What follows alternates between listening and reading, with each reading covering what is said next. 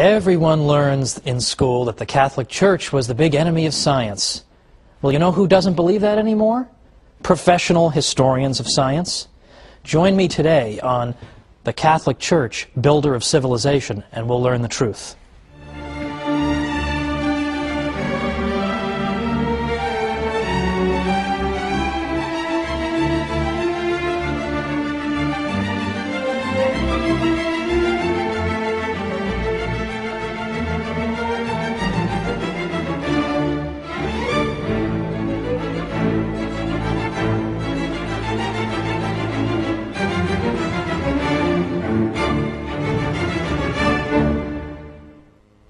Welcome to the Catholic Church, Builder of Civilization. I'm Thomas Woods. It comes as a surprise, doesn't it, to learn that the Catholic Church may have had a positive role in the development of science, right? Because we're all taught from birth the exact opposite.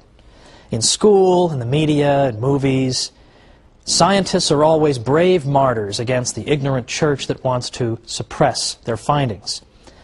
Well, you might be excused for this view if you lived 100 years ago, because then the dominant book on the subject was written by a fellow named Andrew Dixon White. I mentioned him in our first program because he wrote a book called A History of the Warfare of Science with Theology in Christendom. This became the defining volume on this subject.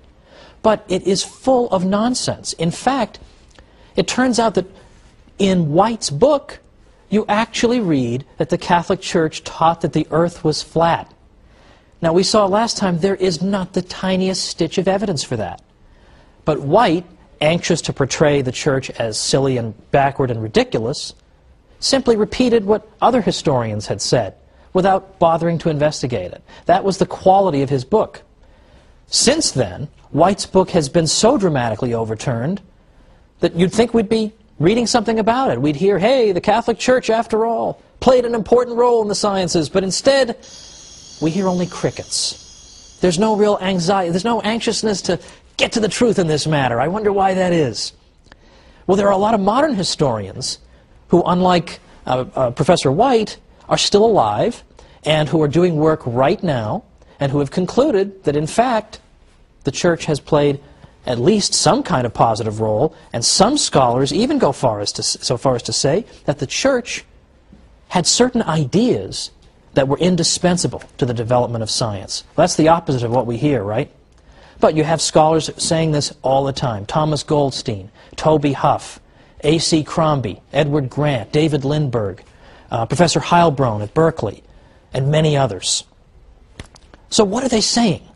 And how dare they say this? Don't they know the Catholic Church is nothing but an oppressor of the geniuses of the world?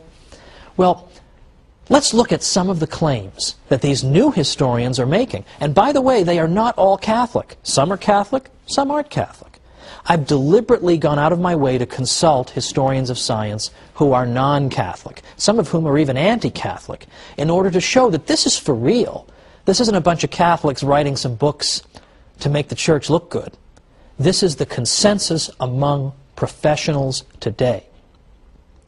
Now, one of the most important principles that the Catholic Church contributed to the development of science comes from a biblical verse that was one of the most frequently quoted in the whole Middle Ages. And that verse is Wisdom 11:21. And that verse tells us that God has ordered all things according to measure, number, and weight.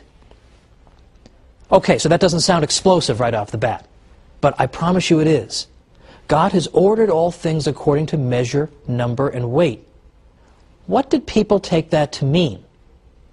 They took it to mean that the universe God has created is orderly. It makes sense. It's intelligible to our minds.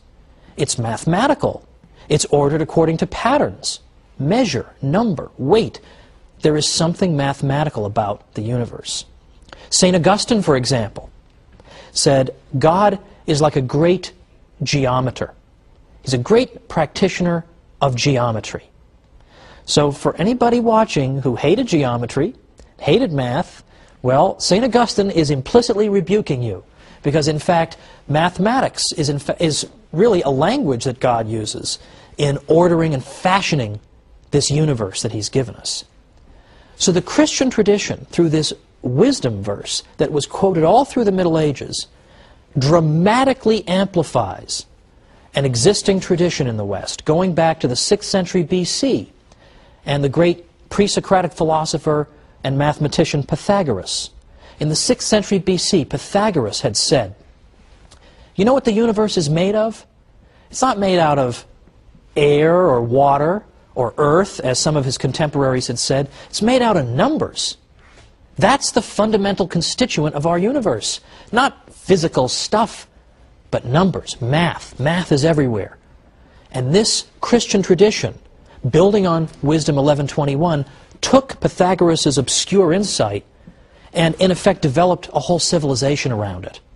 That's pretty important. And in fact, even scientists who may not have given the matter a second thought lived in a civilization in which the orderliness of the world was taken for granted.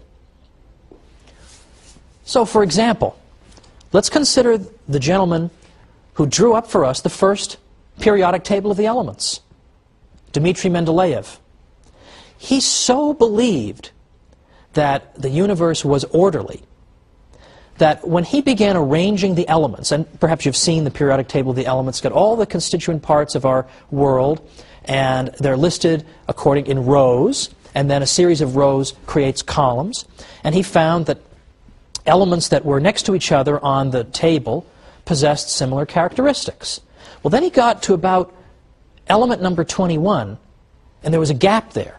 He couldn't find an element that should fit there. But he said, the relationships keep working if I skip number 21 and I keep going. But so convinced was he that something had to go there. So convinced was he that God couldn't have given us this universe, or that he couldn't believe we could live in a universe where there'd be a big gap on the periodic table. There had to be something that belonged there. So he predicted, well, someday we'll discover an element that goes there. I mean, what nerve the guy has to say, of course we'll find something to fit into the gap on my chart. But sure enough, what did they find? 10 years later, the element scandium was discovered. Where does it go? It's atomic number 21. So this is a key feature of our civilization. And in fact, the scientific method cannot be pursued unless you believe the universe is orderly. Because what do you do in the scientific method? What's it all about? The scientific method consists of gathering data about the world around you, and then studying that data, looking for patterns, trying to understand it, and then developing hypotheses about the data. Why do I think thus and so is occurring?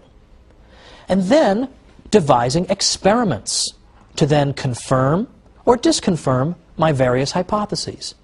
Now, you cannot follow those steps unless you believe the universe is orderly. Because I have to be sure, I have to have a confidence that if I run the same experiment multiple times under the same conditions, I will get the same results. Now, if I live in a disorderly universe, I have no right to expect that. Maybe 6 times when I drop something, it will fall to the ground, but maybe the 7th time, the object will turn into Elvis. How do I know? If I don't live in an orderly universe, I have no right to expect that. And if I don't live in an orderly universe, I can't even begin to do science. I can't even begin to find patterns in the universe if I don't expect them to be there. This is essential for science. And in fact, Albert Einstein even said, it's a miracle that the universe is orderly. We have absolutely no right to assume that. And in fact, many civilizations did not assume it. They did not assume it. Ancient Babylon, for example, the Babylonians did not assume the universe was orderly. It was completely chaotic. Did science get started among the ancient Babylonians? The question answers itself, doesn't it? So these are essential points. These are essential points. That the universe is orderly and mathematical. Now, that does not mean that the universe is so orderly that God can't perform miracles, that would somehow violate the order of the universe. Of course, as Catholics, we believe in miracles. God can perform miracles. Of course we believe that. But understand what that means. You can only recognize a miracle if it takes place against a backdrop of order. If we lived in a completely chaotic